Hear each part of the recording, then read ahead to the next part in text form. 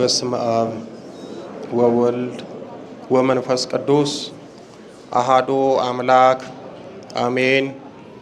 ክቡር አባታችን መላከ ኢዮር ቀሲስ መምህር አብይ ሀረጎ የዚች የታምረኛው ደብር አስተዳዳሪ፣ የአስተዳደር ሰራተኞች፣ ሊቃውንተ ቤተ ክርስቲያን፣ አይንተ እግዚአብሔር ካህናት፣ ላይካነ ምስጢር ዲያቆናት፣ በዚህ በተቀደሰ ስፍራ የተሰበሰባችሁ የእናታችን የእመቤታችን የወለላይቱ እመቤት የድንግል ማርያም የኪዳነ ምሕረት የአስራት የቃል ኪዳን ልጆች የመጥምቀ መለኮት የቅዱስ ዮሐንስ የነፍስ ወዳጆች እንደምን አደራችሁ? አሜን። ወላዲተ አምላክ ኪዳነ ምሕረት ለድነት ለበረከት ለረድኤት በዚህ በተቀደሰ ደጇ የሰበሰበችንም አምላክ ከተወዳጅ ልጇ ከጌታችን ከመድኃኒታችን ከኢየሱስ ክርስቶስ ጋራ ክብር ምስጋና ይድረሳት። በዚህ በማቴዎስ ወንጌል ባለው ኃይለ ቃል ለጥቂት ደቂቃ ተማምረን ወደ ቀጣይ አገልግሎት እንሄዳለን። ወላዲተ አምላክ ኪዳነ ምሕረት በረድኤት በበረከት በጸሎት አትለየን።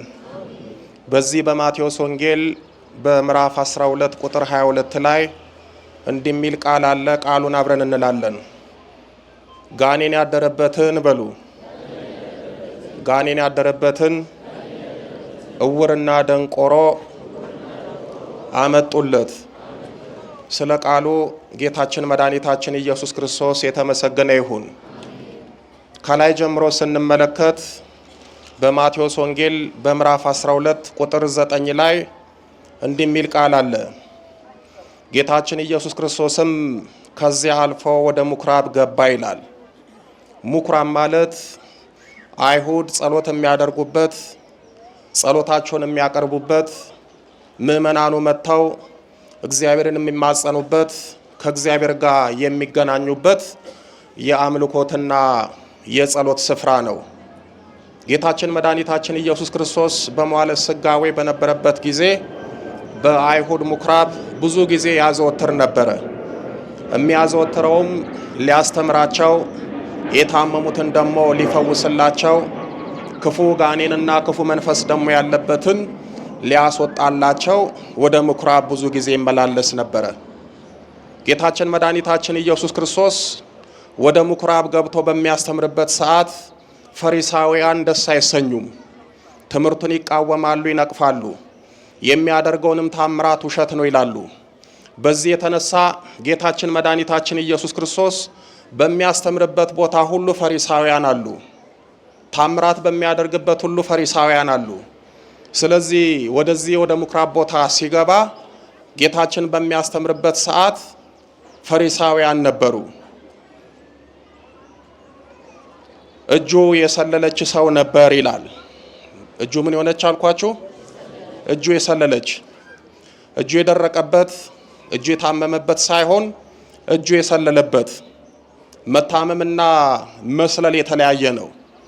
እጁ የሰለለ ማለት እጁ ከተፈጥሮ ውጪ የሆነ ማለት ነው። አንድ ሰው ጌታችን በሚያስተምርበት በምኩራቡ እጁ እንደሰለለ የጌታችንን ትምህርት ይሰማ ነበረ፣ ያዳምጥ ነበረ፣ ታምራቱንም ለመካፈል ይሻ ነበረ። ስለዚህ እጁ እንደተሰለለች የጌታችን የመድኃኒታችን የኢየሱስ ክርስቶስን ትምህርት ይሰማ ነበረ። ይህ ሰው እንደኔና እንደናንተ ሳይሆን እጁ የሰለለ ስለሆነ እንጀራ መቁረስ፣ በእጁም መጉረስ፣ እጁንም ማንቀሳቀስ አይችልም። በዚህ ምክንያት ተጨንቆና ተሳቆ ይኖራል። ስለዚህ ጌታችን መድኃኒታችን ኢየሱስ ክርስቶስ በምኩራብ እንደሚያስተምር ሰማና መጣ። እጁንም ይፈውስለት ያድንለትም ዘንድ በተስፋና በጉጉት ይጠብቅ ነበረ። ይህ ሰው እጁን አሞት እጁ ሰሎበት ተጨንቆ በምኩራብ ቁጭ ብሏል። ፈሪሳውያን ደግሞ ጌታችንን ለመንቀፍ ታምራቱን ውሸት ነው ለማለት እነሱ ደግሞ እዛ በምኩራቡ ላይ ቁጭ ብለው ነበረ። እጁ የሰለለች ሰው ነበረ። ይከሱትም ዘንድ ይላል። ምን ያደርጉትም ዘንድ? ይከሱትም ዘንድ በሰንበት መፈወስ ይገባልን ብለው ጠየቁት ይላል። ፈሪሳውያን እጁ ለሰለለው ሰው አላዘኑለትም። እጁ ለሰለለው ሰው አራሩለትም። ይህ ሰው እጁ ስለሰለለ ምሕረትን፣ ቸርነትን፣ ድነትን ይፈልግ ነበረ። እዛ ቁጭ ብለው እነሱ እያዩ ጨከኑበት። ጌታችን መድኃኒታችን ኢየሱስ ክርስቶስ በምኩራብ ለማስተማር ሲገባ ደግሞ አየና አዘነለት። ሊፈውሰው ሲፈልግ ፈሪሳውያን በሰንበት መፈወስ ታምራት ማድረግ ይቻላል ብለው ሊከሱት ጠየቁት ይላል። ምክንያቱም ፈሪሳውያን የእግዚአብሔርን ሕግ የጠበቁ እየመሰላቸው የሙሴን ሕግ ያስጠበቁ እየመሰላቸው ክርስቶስን እግር በእግር እየተከተሉት በሰንበት መፈወስ አይቻልም፣ የሙሴን ሕግ አታከብርም፣ የሙሴ ሕግ ሰንበትን አክብር አትሻር ይላል እያሉ ስለሚድነው ሰው ሳይሆን ስለ ሕጉ ጠበቃ የሆኑ እየመሰላቸው ክርስቶስን ይፈታተኑትና ይገዳደሩት ነበረ። ይህንን የሰለለ ሰው ሲያዩት ክርስቶስ እንዲምረው እንዲፈውሰው ሳይሆን ይህንን የሰለለ ሰው ምክንያት አድርገው ጌታችን መድኃኒታችን ኢየሱስ ክርስቶስን ሊከሱት ፈለጉና በሰንበት መፈወስ ይቻላልን ብለው ጠየቁት። በነገራችን ላይ ፈሪሳውያን ከዛሬ 2000 ዓመት በፊት ጌታችን መድኃኒታችን ኢየሱስ ክርስቶስን የጠየቁትን ጥያቄ በዘመናችን አባቶችም ይጠይቃሉ።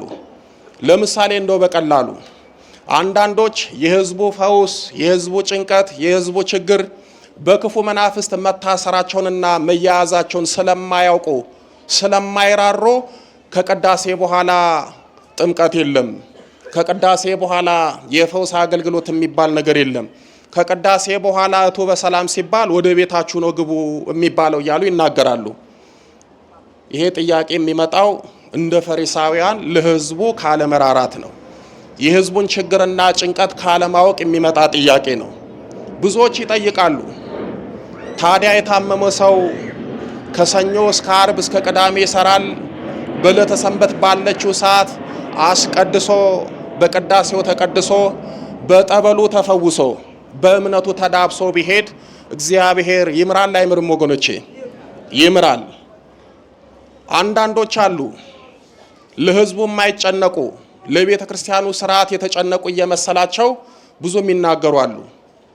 ጌታችን መድኃኒታችን ኢየሱስ ክርስቶስን ፈሪሳውያን የተናገሩት በዚህ ነው። እርሱም አላቸው ከእናንተ መካከል አንድ በግ ያለው በሰንበትም ወደ ጉድጓድ ውስጥ ቢወድቅበት ይዞ የማያወጣው ማን ነው? እንግዲያማ ከበግ ይልቅ ሰው እንደምን አይበልጥም አላቸው። አሁን ጌታችን መድኃኒታችን ኢየሱስ ክርስቶስን የጠየቁትን ጥያቄ በጥያቄ መለሰላቸው። ጌታችን መድኃኒታችን ኢየሱስ ክርስቶስ በሰንበት አንድ ሰው በጉ ጉድጓድ ውስጥ ቢገባበት ሰንበት ነው ብሎ አይተወውም፣ ያወጣዋል። ስለዚህ ከሰውና ከበግ ማን ይበልጣል ብሎ ጥያቄያቸውን በጥያቄ በአመክንዮ መለሰላቸው። ከዚያም በኋላ ያን ሰው እጅህን ዘርጋ አለው። እጁንም ዘረጋ፣ ያን ጊዜም ድና እንደ ሁለተኛይቱ ሆነች ይላል። ጌታችን መድኃኒታችን ኢየሱስ ክርስቶስ የፈሪሳውያንን ጥያቄ ዞር አደረገና የዛን ሰው ችግር ተመለከተና እጅህን ዘርጋ ብሎ መለኮታዊ ቃል ሲናገር እጁ ተዘረጋች፣ እንደ ደነኛም ሆነች፣ ተፈወሰች ይላል። እግዚአብሔር በእውነት የምሕረት እጁን ይዘርጋልን። እሱ እጁን ከዘረጋልን የኛ የታሰረው እጅ ይዘረጋል። እሱ እጁን ከዘረጋልን የኛ የታሰረው እግር ይዘረጋል። እሱ የምሕረት እጁን ከዘረጋልን የታሰረው የተቋጠረው ሁሉ ይፈታል። ስለዚህ እናንተም ስትጸልዩ ጌታ ሆይ የምሕረት እጅህን ዘርጋና ችግሬን ፍታልኝ በሉት። እጅህን ዘርጋ አለው። እጁን ዘረጋ፣ ተፈወሰ ይላል። በጣም የሚገርመው ፈሪሳውያን ወጥተው ሊገርሉት ስለሱ ተማከሩ ይላል።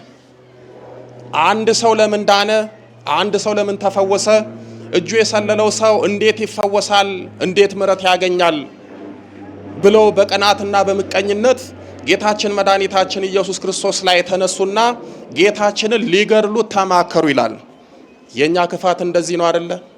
የሰው ልጅ ማለት እኮ ክርስቶስን ለመግደል የሚፈልግ ነው። የሰው ልጅ ማለት ፍጡር ሆኖ ፈጣሪውን ለመግደል የሚያስብ ነው። ጌታችን መድኃኒታችን ኢየሱስ ክርስቶስ ለምን ፈወሰ ብለው ፈሪሳውያን ተነጋገሩ፣ ተማከሩ፣ ሞትንም አሴሩ፣ ሊገድሉትም ፈለጉ ይላል። በጣም የሚገርመው ደግሞ ጌታችን መድኃኒታችን ኢየሱስ ክርስቶስ እዛው ቁጥር 15 ላይ ጌታችን ኢየሱስም ባወቀ ጊዜ ከዚያ ሄደ ይላል። እንደው እኮ ድንቅ ነው። ያለ ጊዜው አይሞትምና የጊዜው ጊዜ ሲደርስ ነውና የሚሞተው ጌታችን መድኃኒታችን ኢየሱስ ክርስቶስ ያለ ጊዜው እንዳይሞታልና እነሱ የሞት ምክር ሲማከሩ ከነሱ ዞር አለ። ይሄ እኛን ምን ያስተምረናል ካልን ሰዎች ክፋትን ሲመክሩብን ሞት ሲደግሱልን መጋፈጥ ሳይሆን እንደ ጌታችን ዞር ብለን መጸለይ እንዳለብን ነው የሚናገረው። ስለዚህ ጌታችን መድኃኒታችን ኢየሱስ ክርስቶስ ከምኩራባቸው ወጣ፣ ዞር ብሎ ሄደ። ወደ ርዕሴ ለመልሳችሁና ከምኩራብ ወጥቶ እጁን የሰለለውን ሰው ከፈወሰ በኋላ ቁጥር 22 ላይ ከዚያም በኋላ ይላል ጋኔን ያደረበትን እውርና ደንቆሮ አመጡለት ይላል። እኔ እንደው አንዳንድ ጊዜ መጽሐፍ ቅዱስ ሳነብ በጣም ይደንቀኛል። መጽሐፍ ቅዱስን ስትመለከቱት ብዙ ጊዜ ወደ ጌታችን ወደ መድኃኒታችን ወደ ኢየሱስ ክርስቶስ የሚመጡት ክፉ መንፈስ ያደረባቸው፣ እጅ እግራቸው የታሰረ፣ ዓይናቸው የፈረጠ፣ እግራቸው የተቆረጠ፣ ወገባቸው የጎበጠ ነው። ደና ሰው እንኳን ወደ ጌታችን አይመጣም ነበረ። የተቸገሩት፣ የታሰሩት፣ የታመሙት፣ ግራ የገባቸው፣ የጨነቃቸው ነበረ ሁሉም ወደሱ የሚመጡት። ዛሬ እኛ አባቶች በእውነት የታመሙን እንፈልጋለን፣ የታሰሩን እንፈልጋለን። በሽተኛን ማን ይፈልገዋል? የታመመን ማን ያስጠጋዋል? ሁሉም ደና ሰው ነው የሚፈልገው። ቀን የባሰበትን፣ ቀን የጨለመበትን፣ ጤና የጎደለበትን፣ ጤና ያጣውን የሚፈልግ የለም። ጌታችን መድኃኒታችን ኢየሱስ ክርስቶስ በመዋዕለ ሥጋዌው 33 ዓመት ከ6 ወር በዚህ ምድር ሲኖር አብዛኛውን ጊዜ ያሳለፈው ከበሽተኞች ጋር ነው። አብዛኛውን ጊዜ ያሳለፈው ከህመምተኞች ጋር ነው። ግራ ከገባቸው፣ ከታመሙት፣ በክፉ መናፍስት ከተያዙት ሰዎች ጋር ነበር ውሎ አዳሩ። እነሱን ይረዳል፣ ያግዛል፣ ችግራቸውን ይፈታል፣ ይፈውሳቸዋል፣ ክፉ መናፍስቱንም ያርቅላቸው ነበረ። ስለዚህ ሰዎቹ ጋኔን ያደረበት፣ ዓይኑ የጠፋ፣ ጆሮው የተደፈነ ሰው ወደ ጌታችን ወደ መድኃኒታችን ወደ ኢየሱስ ክርስቶስ አመጡለት ይላል። እዚህ ላይ አንድ ቃል ልብ በሉ። ጋኔን ምን ያለበት አልኳችሁ? ንገሩኝ እንጂ ጋኔን ምን የሆነበት? ያደረበት። ስለዚህ ጋኔን ወይም ደግሞ ክፉ መንፈስ ሰው ላይ ምን ያደርጋል ማለት ነው? ያድራል። ከሰዎች ጋር እንዲሆናል፣ ሰዎች ጋር ይዳበላል። ሰዎች ላይ ካደረ በኋላ ደግሞ ህይወታቸውን ያመሰቃቅላል። ዛሬ መጽሐፍ ቅዱስ ክፉ ጋኔን ያደረበት እንዳለ እኛም ላይ እኮ የእናት አባቶቻችን ዛሬ ያድርብናል። ክፉ አይነ ጥላው ያድርብናል። ክፉ መተቱ ያድርብናል። ክፉ መናፍስት ያድሩብናል። ሲያድሩብን ህይወታችንን ነው የሚያመሰቃቅሉት፣ ጤናችንን ነው የሚያውኩት። ጋኔን ያደረበት ይላል። እግዚአብሔር በእውነት ከክፉ መንፈስ ይጠብቀን። ጋኔን ያደረበት ሰው በጣም የሚገርመው ጋኔን ማደር ብቻ አይደለም፣ በሰውየው ላይ ካደረበት በኋላ ይሄንን ሰው ያ ክፉ ጋኔን ሁለት ነገር አሳጥቶታል፣ ወይም ደግሞ ሁለት ነገር አድርጎት ነበረ። የመጀመሪያው ብርሃናዊ አይኑን አጠፋና ጨለማ አደረገው። በዚህም የተነሳ መጽሐፍ ቅዱስ አይነ ስውር አለው። ሁለተኛ ያ ጋኔን ያ ሰው ላይ ካደረበት በኋላ ጆሮውን ደፈነው፣ እንዳይሰማ አደረገው። ይሄ ቃል ምን ያሳየናል ካል ክፉ መናፍስት በእኛ ላይ ሲያድሩብን አይኖቻችንን ሊያጠፉ፣ ጆሮቻችንን ሊደፍኑ፣ እጅ እግራችንን ሊያስሩ ይችላል። ይሄንን ያልኩትን ያደለው መጽሐፍ ቅዱሱ ነው። ያ ጋኔን ካደረበት በኋላ ያንን ሰው እውርና ደንቆሮ አደረገው። እሱ ብቻ አይደለም የሚደንቀው፣ ይህ ሰው ላይ ደግሞ ያደረው የማይናገር የማይጋገር፣ ያንን ሰው ዘግቶት ዝም ብሎ የማይናገር ሚስጥር የማያወጣ፣ አይኑን አጥፍቶት ጆሮን ደፍኖት ግግር ያለ ክፉ መንፈስ ነበር ያደረበት። ይህንን ካየ በኋላ ጌታችን መድኃኒታችን ኢየሱስ ክርስቶስ አዘነለት፣ ራራለት። ደንቆሮ እስኪናገርና እስኪያይም ድረስ ፈወሰው ይላል። ጌታችን መድኃኒታችን ኢየሱስ ክርስቶስ በዚህ ሰው ላይ ያደረውን ያንን ክፉ ጋኔን ካስወጣለት በኋላ ትላንትና ጠፍቶ የነበረው አይኑ በራለት። ለዓመታት ድምፅ የናፈቀው የተደፈነው ጆሮ ተከፈተለት። በዚህም የተነሳ በጌታችን በመድኃኒታችን በኢየሱስ ክርስቶስ ፈውስን ሲያገኝ አይኑ በራለት፣ ጆሮ ተከፈተለት። ወገኖቼ ዛሬም ክፉ ጋኔን ሲያድርብን ንስሐ መግባትን አናይም። ክፉ ጋኔን ሲያድርብን ስጋው ደግሞ መቀበልን አናይም። ክፉ ጋኔን ሲያድርብን ወደ ቤተ ክርስቲያን መምጣትን መመላለስን አናይም። ክፉ ጋኔን ሲያድርብን ቃለ እግዚአብሔር አንሰማም፣ የምንባለውንም አንሰማም፣ የምንባለውንም አንተገብርም። ክፉ መንፈስ ያደረበት ሰው ይህንን ሰው ብርሃኑን እንዳሳጣው ጆሮን እንደደፈነው ሁሉ በእኛም ላይ ክፉ መናፍስት ሲያድሩብን የእግዚአብሔርን በረከት፣ የእግዚአብሔርን ቸርነት፣ የእግዚአብሔርን ይቅርታ እንዳናይ አይናችንን ይጋርዳሉ። የንስሐውን ድምፅ እንዳንሰማ ጆሮአችንን ይደፍናሉ። ይህ ሰው አንደኛውኑ አይኑ ጠፍቷል፣ ጆሮም ተደፍኗል። በዚህ ምክንያት ለዓመታት ሲሰቃይ ኖሯል። ዛሬኛ አይናችን እያየ አናይም፣ ጆሮአችን እየሰማ አንሰማም። ይህንን የተቸገርነው በዘመናችን ያለው ክፉ ጋኔን እንደ ቀድሞ ዝም ብሎ አይን አጥፍቶ ጆሮ ደፍኖ አይደለም የሚቀመጠው። ከኛ ጋር ይግባባል፣ ይስማማል፣ ያድርብናል፣ አይናችንን ይጋርደናል፣ ጆሮአችንንም ዳባ ልበስ ይላል። በዚህም የተነሳ የቤተ ክርስቲያንን ድምፅ እንዳንሰማ ሰምተንም እንዳንጠቀም ያድርገናል። በእውነት እግዚአብሔር አምላካችን ይህንን ሰው ያደረበትን ጋኔን እንዳስወጣለት፣ ብርሃን እንደሰጠው፣ ጆሮን እንደከፈተለት ለኛም በእውነት አይነ ልቦናችንን ያብራልን። የውስጠኛውን የጆሮ ክፍላችንን ከፍቶ ቃሉን ሰምተን ለመጠቀም ያብቃን። ጋኔን ያደረበትን እውር ደንቆራ መጡለት ፈወሰው ይላልና ጌታችን መድኃኒታችን ኢየሱስ ክርስቶስ ሁላችንንም በቸርነቱ ይፈውሰን። ወስብሐት ለእግዚአብሔር ወለወላዲቱ ድንግል ወለመስቀሉ ክቡር። ይቆየን።